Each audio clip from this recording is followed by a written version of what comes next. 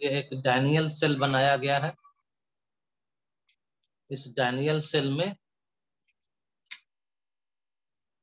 Zinc left side में anode बनाया गया है, यहाँ लिखा हुआ है, और कॉपर राइट साइड में कैथोड बनाया गया है। कॉपर को कॉपर सल्फेट के सॉल्यूशन में रखा गया है, जिंक रॉड को जिंक सल्फेट के सॉल्यूशन में रखा गया है। दोनों रॉड से वायर निकालते हैं और इन वायर्स को आपस में कनेक्ट कर देते हैं, यहाँ एक स्विच बना देते हैं और बीच में वोल्ट मीटर लगा देते हैं। इस वोल्ट मीटर का काम है रीडिंग लेना। ये बताएगा कि कितने वोल्टेज का करंट इस सेल में फ्लो कर रहा है। क्योंकि ये इलेक्ट्रोकेमिकल सेल है तो इससे इलेक्ट्रिकल एनर्जी यानी कि करंट प्रोड्यूस होगा। तो करंट प्रोड्यूस होगा तो कुछ ना कुछ उसका वोल्टेज भी होगा। तो उसी वोल्टेज के को पता करने के लिए एक वोल्ट मीटर लगा देते हैं। वोल्ट मीटर में एक पॉजिटिव एंड होता है और एक उसका निगेटिव एंड होता है। जो निगेटिव एंड है उसको एनोड से जोड़ा हुआ रहता है और जो पॉजिटिव एंड है वो कैथोड से जुड़ा हुआ रहता है। यहाँ से करंट पास करेगा, ये रीडिंग लेगा और उस रीडिंग को कहा जाता है सेल पोटेंशियल। सेल पोटेंशियल को डिनोट करते हैं ई सेल से। बीच में क्या है कि दोनों इलेक्ट्रोड्स को, दोनों इलेक्ट्रोलाइट्स को, यहाँ जिंक सल्फेट है और यहाँ पर कॉपर सल्फेट है, इसको एक ग्लास ट्यूब से जोड़ देते हैं जो उल्टा यू जैसा नजर आता है। इन्वर्टेड यू टाइप का ग्लास ट्यूब होता है, उससे इस दोनों सॉल्यूशन को कनेक्ट कर देते हैं और इसके मुंह को, ये ट्यूब है तो इसके मुंह को हल्का कॉटन से बंद करके रखते हैं और इसके अंदर में, इस ट्यूब के अंदर में सॉल्ट भरा हुआ रहता है। अब चूंकि सॉल्ट भरा हुआ है और दोनों को जोड़ने का काम कर रहा है कैथोड और एनोड को, तो जोड़ने वाला जो काम करता है उसको ब्रिज कहते हैं और सॉल्ट भरा हुआ है इसके अंदर। तो इस डिवाइस को, इस यू इन्वर्टेड यू टाइप का जो ग्लास ट्यूब है, इसको नाम दिया जाता है सॉल्ट ब्रिज। और इसमें जो सॉल्ट भरा हुआ रहता है वो रहता है अमोनियम क्लोराइड या अमोनियम नाइट्रेट, इस तरह का सॉल्ट इसमें भरा हुआ रहता है। इससे यू ट्यूब को सॉल्ट ब्रिज कर देते हैं। तो इस तरह से एक कंस्ट्रक्शन तैयार हो गया। अब इसके वर्किंग को समझिए। वर्किंग को समझने के लिए अब यहाँ से ये सब हटा दे, थोड़ा जगह मिल जाए तो लिखिए वर्किंग, क्या कैसे ये काम करता है। तो यहाँ पर एनोड है ना, यह लेफ्ट साइड में, और एनोड पर ऑक्सीडेशन होता है। तो यहाँ पर पहले भी सुन चुके हो कि इलेक्ट्रोकेमिकल सेल है तो यहाँ पर रिएक्शन होगा। तो कौन कौन सा रिएक्शन हो रहा है इसको जरा लिखते हैं। जो रिएक्शन हो रहा है उसको कहा जाता है इलेक्ट्रोड रिएक्शन। तो एनोड पर ऑक्सीडेशन होता है,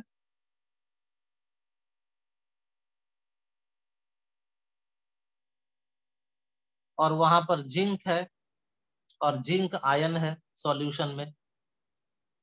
रॉड पर जिंक का एटम्स है और सॉल्यूशन में जिंक आयन है। तो जिंक रॉड एटम्स जो सॉलिड स्टेट में है रॉड पर, वहां से वो निकल निकल करके चला जाता है सॉल्यूशन में जिंक आयन के रूप में। और कैसे? तो by loss of electron. Oxidation है तो लॉस ऑफ इलेक्ट्रॉन होना है। तो इलेक्ट्रोड रिएक्शन जो है, इस इलेक्ट्रोड रिएक्शन में याद कीजिए, आप पिछले दिन सुने हैं रेडॉक्स कपल। तो रेडॉक्स कपल का इंपॉर्टेंस अब यहाँ पर आ रहा है कि इस रिएक्शन में रेडॉक्स कपल भाग लेता है। तो जिंक का रेडॉक्स कपल कौन है? तो जिंक है और जिंक आयन है, यही हो गया रेडॉक्स कपल। अब ऑक्सीडेशन हो रहा है तो जो रिड्यूस्ड फॉर्म में है जिंक, क्यों है रिड्यूस्ड फॉर्म में? सब सीखा हुआ है, क्योंकि ऑक्सीडेशन नंबर 0 है। और यहाँ +2 है, तो ये रिड्यूस्ड फॉर्म हो गया और इधर हो गया ऑक्सीडाइज्ड फॉर्म। तो एनोड पर यहाँ जो रिएक्शन होगा वो लिख दिया गया, लेकिन जो जनरल बात आपको बता दे कि सारे एनोड्स पर क्या होता है कि रिड्यूस्ड फॉर्म जो जिंक है ये कन्वर्ट होता है ऑक्सीडाइज्ड फॉर्म में, तब ना ऑक्सीडेशन होगा। लोअर ऑक्सीडेशन नंबर से higher oxidation number is called oxidation. तो ये ऑक्सीडेशन हो रहा है क्योंकि ये एनोड है और एनोड पर ही ऑक्सीडेशन होता है। तो रिड्यूस्ड फॉर्म कन्वर्ट हुआ ऑक्सीडाइज्ड फॉर्म में बाय लॉस ऑफ इलेक्ट्रॉन। यहाँ पर n लिखा गया है जिसका वैल्यू इस रिएक्शन में 2 है। तो जैसा रिड्यूस्ड फॉर्म होगा और ऑक्सीडाइज्ड फॉर्म होगा उस बेसिस पर n का वैल्यू मिलेगा। तो यहाँ इस डैनियल सेल में एनोड पर जिंक Zn2+ के फॉर्म में बदल जाता है। तो जल्दी से इतना लिखो, नीचे वाला पोर्शन कम से कम। इसको यहाँ से हटा दे रहे हैं क्योंकि अभी हम लोग सिर्फ डैनियल सेल कर रहे हैं ना, तो डैनियल सेल का ही रिएक्शन लिखेंगे। और कैथोड पर होता है रिडक्शन।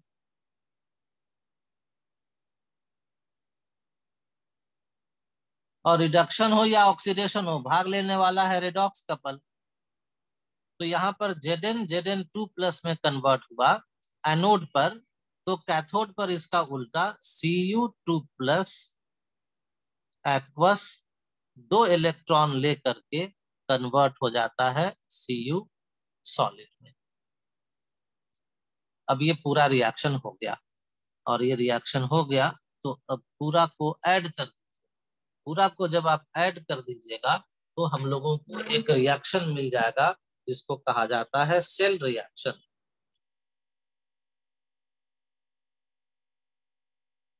ये दोनों था इलेक्ट्रोड रिएक्शन, क्योंकि ये इलेक्ट्रोड पर हुआ और ये इलेक्ट्रोड पर हुआ, एक लेफ्ट इलेक्ट्रोड और एक राइट इलेक्ट्रोड। और इलेक्ट्रोड कहाँ किसका पार्ट है, तो पूरे सेल का पार्ट है। तो दोनों रिएक्शन को जोड़ देंगे तो हम लोगों को मिल जाएगा सेल रिएक्शन। तो लेफ्ट हैंड साइड में 2 इलेक्ट्रॉन है, कैंसिल कीजिए, राइट हैंड साइड में भी 2 इलेक्ट्रॉन। अब लेफ्ट हैंड साइड के टर्म्स को ऐड कर दीजिए तो हो जाएगा Zn solid plus Cu2+ aqueous,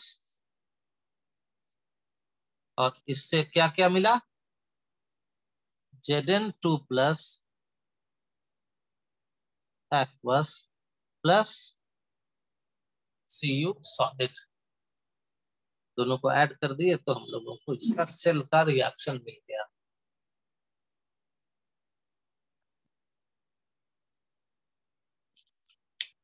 तो इस डैनियल सेल का ये सेल रिएक्शन हो गया। अब आइए इस फिगर में समझिए क्या क्या हुआ। तो पहले समझो एनोड पर क्या हुआ। तो जिंक सॉलिड बदल गया है जिंक आयन में। तो अब इस फिगर में देखो कहां पर सॉलिड है और कहां पर आयन है। तो इस रॉड पर सॉलिड जिंक है, तो यहां से जिंक निकला, कहां से निकला, इस रॉड से निकला, और कहां चला गया, एरो किधर की ओर गया है, तो सॉल्यूशन की ओर गया है। तो यहां से जिंक सॉलिड निकला और सॉल्यूशन में चला गया Zn2+ के रूप में। और जब ऐसा हुआ तो 2 इलेक्ट्रॉन लूज कर दिया। अब ये जो दोनों इलेक्ट्रॉन है इस रॉड पर रहता है।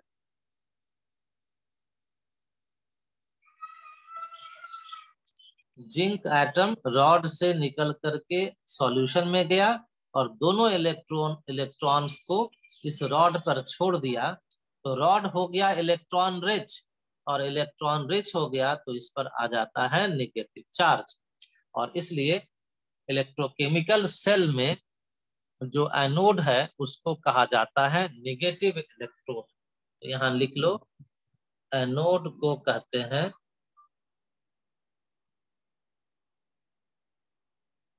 नेगेटिव इलेक्ट्रोड, बिकॉज ऑफ क्योंकि ये इलेक्ट्रॉन रिच हो गया है। चलो इसको भी लिख देते हैं, because it is electron rich. अब जरा कैथोड पर देखो तो क्या हुआ है, रिएक्शन देखो नीचे लिखा हुआ है, CO2 प्लस एक्वस है, इलेक्ट्रॉन को गेन किया और कॉपर सॉलिड में बदल गया। तो जरा सॉल्यूशन में पहचानो कि एक्वस कॉपर कहां पर है इस इलेक्ट्रोड में। तो एक्वस है सॉल्यूशन में ना, कॉपर आयन।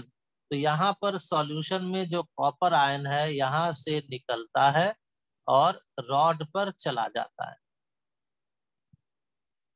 सॉल्यूशन से निकल करके ये चला जाता है रॉड पर और जाकर रॉड पर डिपॉजिट हो जाता है। तो कैथोड पर क्या हो गया कि Cu2 plus gains electron and get deposited on electrode। CO2 plus electron को गेन करके, जैसा रिएक्शन में लिखा हुआ है, इलेक्ट्रॉन गेन करके सॉलिड में बदल गया। सॉलिड में बदल गया मतलब वो जाकर इस रॉड पर डिपॉजिट हो गया। अब इसको इलेक्ट्रॉन मिला कहां से, Cu2 प्लस यहाँ पर है ना, चलो हम थोड़ा और जगह बनाते हैं, यहाँ लिख दिए Cu2 प्लस। इसको इलेक्ट्रॉन चाहिए, इलेक्ट्रॉन कहां से मिला, तो copper rod gives electron to Cu2 plus. जो कॉपर रॉड है यानी कि जो कैथोड है वही इलेक्ट्रॉन को इस सॉल्यूशन में कॉपर आयन है उसको दे दिया। तो जब कॉपर रॉड इलेक्ट्रॉन दे दिया तो इलेक्ट्रॉन रिच होगा कि इलेक्ट्रॉन डिफिशियंट होगा, इलेक्ट्रॉन अधिक हो जाएगा कॉपर रॉड को कि कम हो जाएगा। इलेक्ट्रॉन दे दिया है रॉड, रॉड इलेक्ट्रॉन अपना दे दिया है तो इसके पास इलेक्ट्रॉन कम हो जाएगा और इलेक्ट्रॉन कम हो जाने से इस रॉड पर आ जाता है पॉजिटिव चार्ज। तो यहाँ पर लिख लीजिए कि देयरफॉर कॉपर यानी कि जो कैथोड है वो becomes positive, becomes positive charge. और इसीलिए जो कैथोड है उसको पॉजिटिव इलेक्ट्रोड और एनोड है उसको निगेटिव इलेक्ट्रोड कहते हैं। किसी भी इलेक्ट्रोकेमिकल सेल में, याद रखना, किसी भी इलेक्ट्रोकेमिकल सेल में, इलेक्ट्रोलाइटिक सेल नहीं, हम लोग इलेक्ट्रोकेमिकल सेल पढ़ रहे हैं। तो इलेक्ट्रोकेमिकल सेल में एनोड निगेटिव इलेक्ट्रोड कहलाता है और कैथोड पॉजिटिव इलेक्ट्रोड कहलाता है।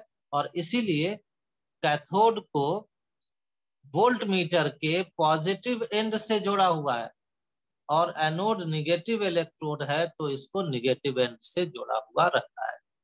ये उल्टा पुल्टा हो जाएगा तो ये जल जाएगा शॉर्ट सर्किट से। चलिए आगे बढ़ते हैं हम लोग, ये हो गया काम। अब सेल अभी तक काम कैसे शुरू करेगा, अभी तक तो ये सर्किट क्लोज हुआ नहीं है, स्विच तो अभी ऑफ है। अब यहां से स्विच को ऑन कर देते हैं। जैसे ही स्विच ऑन किए सर्किट कंप्लीट हो गया।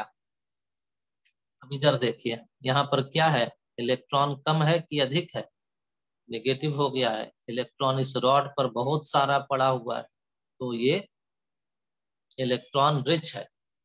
और इधर जो इलेक्ट्रोड है ये इलेक्ट्रॉन दे दिया है कॉपर आयन को तो ये इलेक्ट्रॉन डिफिशियंट हो गया। इधर इलेक्ट्रॉन की कमी है इस रॉड पर और इस रॉड पर इलेक्ट्रॉन ज्यादा है। तो जैसे ही स्विच ऑन करेंगे तो इलेक्ट्रॉन इधर से निकलेगा और इस वायर के थ्रू होते हुए कहाँ चला जाएगा, इस वायर के थ्रू होते हुए इस तरह से ये इलेक्ट्रॉन को दिखाया जा रहा है, इस वायर के थ्रू होते हुए चला जाएगा एनोड से कैथोड पर। चलो इसको अब नीचे लिख देते हैं, वर्किंग ही चल रहा है अभी तक। तो when switch is put to on position, तो क्या हुआ?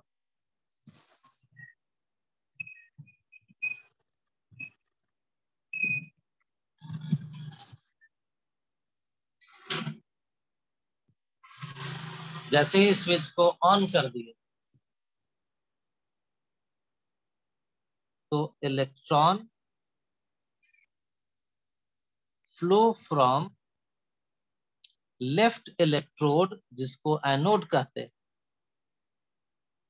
To cathode. अब आप लोग बताइए कि अगर इलेक्ट्रॉन जा रहा है एनोड से कैथोड, यानी कि लेफ्ट से राइट, तो करंट के फ्लो का डायरेक्शन किधर से किधर होगा? तो फिजिक्स में सब लोग पढ़ते हो कि करंट के फ्लो का direction is opposite the direction of flow of electron, और इसीलिए आई फॉर करंट, ये आप फिजिक्स में पढ़ते। तो आई मीन्स करंट का फ्लो इलेक्ट्रॉन के फ्लो के अपोजिट डायरेक्शन, इलेक्ट्रॉन जा रहा है लेफ्ट टू राइट, तो करंट इस सेल में पास करेगा from cathode to anode, that is from right to left, और थ्रू दिस वोल्ट मीटर। जैसे ही यहाँ से करंट पास करने लगेगा तो ये नीडल ऐसे ऐसे घूमने लगेगा और ये बताने लगेगा कि कितने वोल्ट का करंट यहाँ से फ्लो हो रहा है, और उस रीडिंग पर पहुंच करके ये कांस्टेंट हो जाएगा। तो चलो सेकंड पार्ट, सेकंड पॉइंट लिखो। फर्स्ट लिखे electron flow from anode to cathode, तो सेकंड लिखो कि करंट, जिसको आई से डिनोट किया गया है यहाँ पर, फ्रॉम, हम शॉर्ट में लिख दे रहे हैं, कैथोड से एनोड की ओर। और जब ऐसा हुआ तो वोल्ट मीटर यानी कि we detects the voltage of current produced. तो देखो यहाँ पर जो रिडॉक्स रिएक्शन हुआ, यहाँ लॉस ऑफ इलेक्ट्रॉन, यहाँ gain of electron.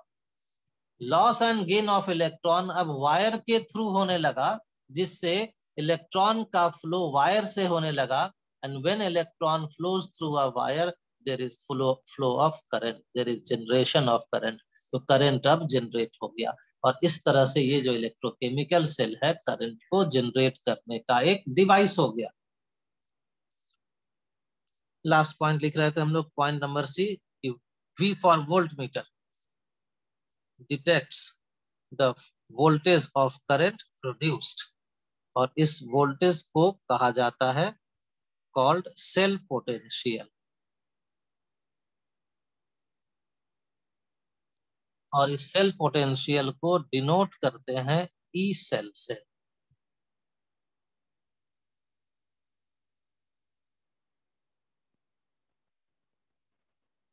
Cell potential is defined as the potential difference between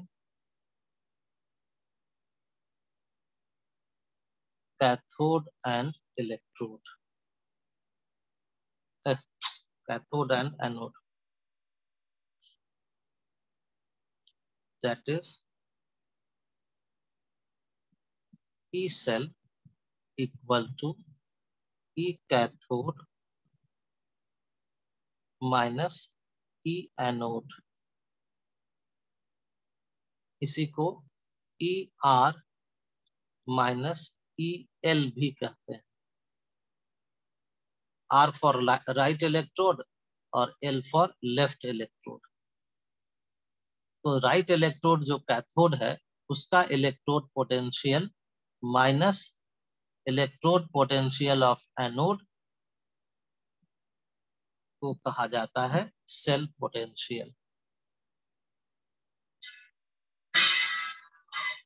तो इसी को कह दिए potential difference between cathode and anode is called cell potential. आगे लिखिए। सेल पोटेंशियल को जब हम लोग मेजर करते हैं, cell potential is when measured under standard state, then it is called standard cell potential. यही जो सेल पोटेंशियल है, इसी को हम लोग स्टैंडर्ड स्टेट में, मतलब इस सेल को स्टैंडर्ड स्टेट में जब रख करके एक्सपेरिमेंट करें, तब इसका जो वैल्यू मिलेगा, रीडिंग मिलेगा वोल्ट मीटर का, उसको सेल पोटेंशियल न कह करके स्टैंडर्ड सेल पोटेंशियल कहते हैं। तो अब ये स्टैंडर्ड स्टेट को जानना होगा कि क्या है। तो स्टैंडर्ड स्टेट में टेम्परेचर लेना पड़ता है 298 केल्विन, मतलब इस सेल को अरेंज किया जाएगा एक कांस्टेंट टेम्परेचर ऑफ 298 केल्विन। अब यहाँ पर दोनों तरफ इलेक्ट्रोलाइट है, Zn2+ है यानी कि जिंक सल्फेट है, और इधर कॉपर सल्फेट है मतलब कैथोड में। तो इस इलेक्ट्रोलाइट का एक डेफिनेट मोलैरिटी होना चाहिए, वही मोलैरिटी जो सॉल्यूशन में पड़े हो। तो स्टैंडर्ड स्टेट में टेम्परेचर 298 केल्विन। दूसरी बात स्टैंडर्ड स्टेट में कि कॉन्सेंट्रेशन ऑफ Zn2+ यानी कि ZnSO4 या जो कॉपर सल्फेट है, इसका मोलैरिटी कॉन्सेंट्रेशन होना चाहिए 1 मोल पर लीटर। अगर ये कॉन्सेंट्रेशन 1 मोल पर लीटर नहीं है, तब जो रीडिंग होगा उसको स्टैंडर्ड सेल पोटेंशियल नहीं कहते, सिंपली हम लोग सेल पोटेंशियल कहेंगे। लेकिन जब हम लोग इसको स्टैंडर्ड स्टेट में अरेंज करेंगे, तब जो सेल पोटेंशियल मिलेगा उसको स्टैंडर्ड सेल पोटेंशियल यानी कि ई नॉट सेल कहेंगे। और तीसरी बात कि प्रेशर जो है वो होना चाहिए 1 बार या 1 atm, क्योंकि हम लोग कई बार अभी सुने थे कुछ देर पहले कि कई बार गैसेस का भी इलेक्ट्रोड बनाते हैं। तो जब गैस का इलेक्ट्रोड बनाएंगे तो उस गैस का कोई सर्टेन प्रेशर होना चाहिए, जिस प्रेशर पर उसको प्लैटिनम मेटल पर एब्जॉर्ब कराया गया था। अभी सुने थे ना कि गैस के इलेक्ट्रोड बनाने के लिए गैस को मेटल प्लैटिनम के सरफेस पर एब्जॉर्ब कराते हैं। तो उस एब्जॉर्प्शन प्रोसेस के लिए गैस का प्रेशर होना चाहिए 1 बार या 1 atm, तब वो सेल स्टैंडर्ड स्टेट में रहता है, और तब जो हम लोगों को मिलता है सेल पोटेंशियल, उसको कहा जाता है स्टैंडर्ड सेल पोटेंशियल।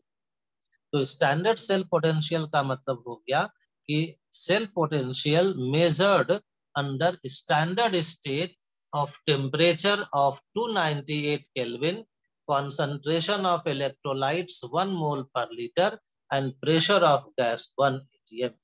यानी कि इसको हम फिर से नीचे लिख दें कि when concentration of electrolyte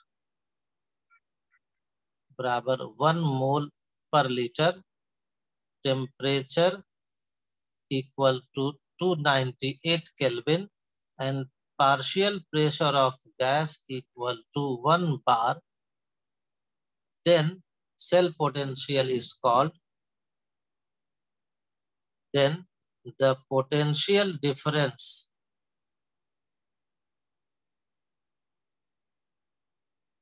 between cathode and anode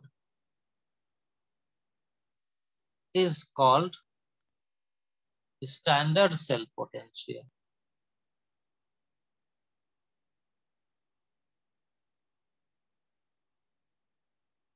standard cell potential जिसको डिनोट करते हैं ई नॉट सेल से।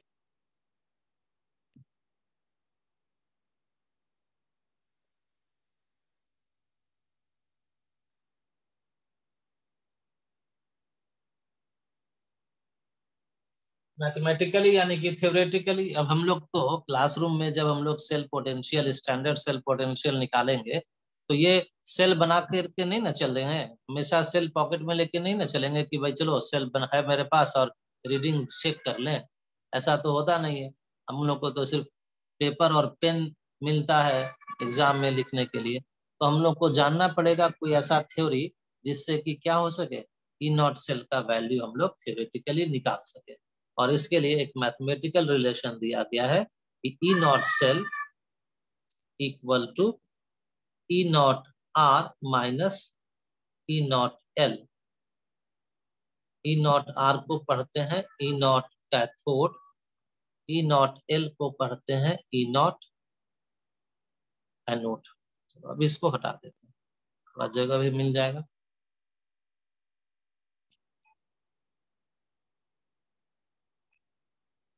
और ई नॉट कैथोड को पढ़ते हैं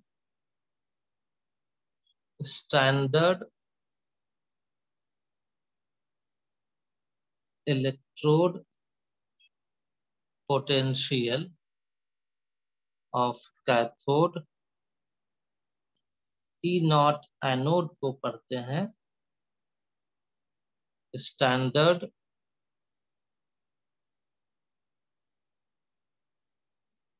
इलेक्ट्रोड पोटेंशियल ऑफ एनोड।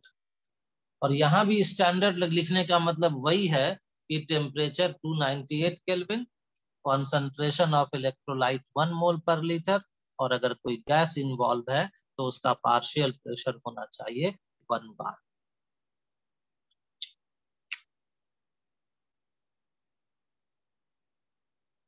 अब ये दोनों वैल्यूज दिया रहेगा।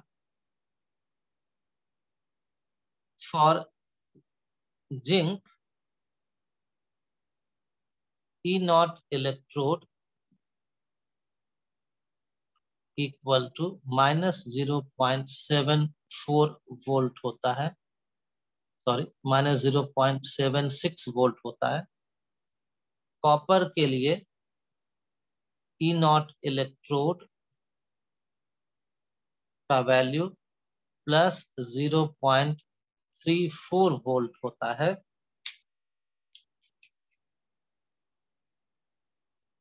जिंक है एनोड, कॉपर है कैथोड। किस सेल में? भूल गए नाम? डैनियल सेल में। तो देयरफॉर ई नॉट सेल क्या होगा? तो देखो ई नॉट सेल क्या लिखे हैं, कैथोड माइनस एनोड ना। तो कॉपर का इलेक्ट्रोड पोटेंशियल माइनस जिंक का इलेक्ट्रोड पोटेंशियल।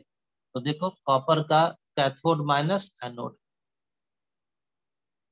तो कैथोड कॉपर है और कॉपर का वैल्यू कितना है देखो तो यहाँ पर 0.34 वोल्ट माइनस जिंक एनोड है ना। तो जिंक एनोड है तो उसका इलेक्ट्रोड पोटेंशियल -0.76 वोल्ट। तो ये हो जाएगा 0.34 प्लस 0.76 वोल्ट। ये जो वैल्यू है ना क्वेश्चन में दिया रहेगा, तो दिस विल बी 1.10 वोल्ट। ये हम लोगों को क्या मिल गया? This is standard cell potential of कौन सा इलेक्ट्रोड, यहाँ लिखा हुआ है, सॉरी कौन सा सेल? Daniel cell. तो डैनियल सेल का स्टैंडर्ड सेल पोटेंशियल होता है 1.10 वोल्ट।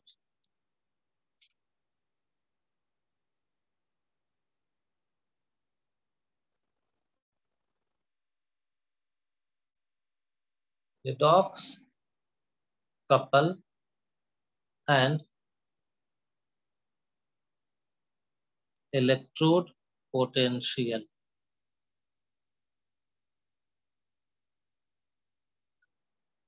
अभी हम लोग बार बार एक ही सेल की बात कर रहे हैं, इसको बढ़िया से समझ लीजिए तो बाकी सेल भी आप समझ लीजिएगा। डैनियल सेल में जिंक एंड Zn2+, यही है एनोड का रेडॉक्स कपल, और Cu एंड Cu2+, ये है कैथोड का रेडॉक्स कपल।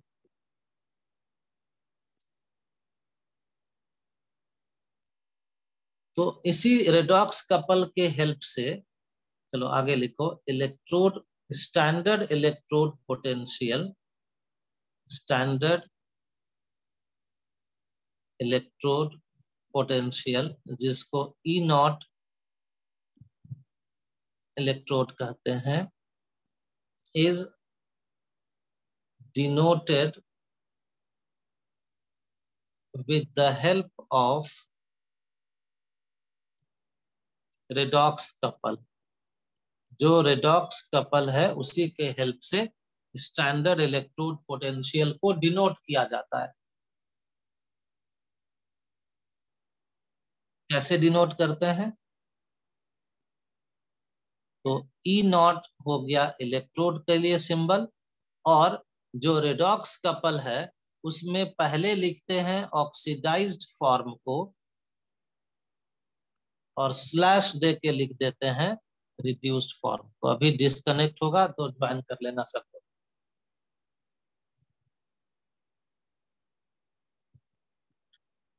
इलेक्ट्रोड पोटेंशियल को रेडॉक्स कपल के हेल्प से डिनोट किया जाता है, और इसके लिए पहले ई नॉट लिख देते हैं, और जिस इलेक्ट्रोड का इलेक्ट्रोड पोटेंशियल को सिंबलाइज करना है, डिनोट करना है, उसके रेडॉक्स कपल में से पहले ऑक्सीडाइज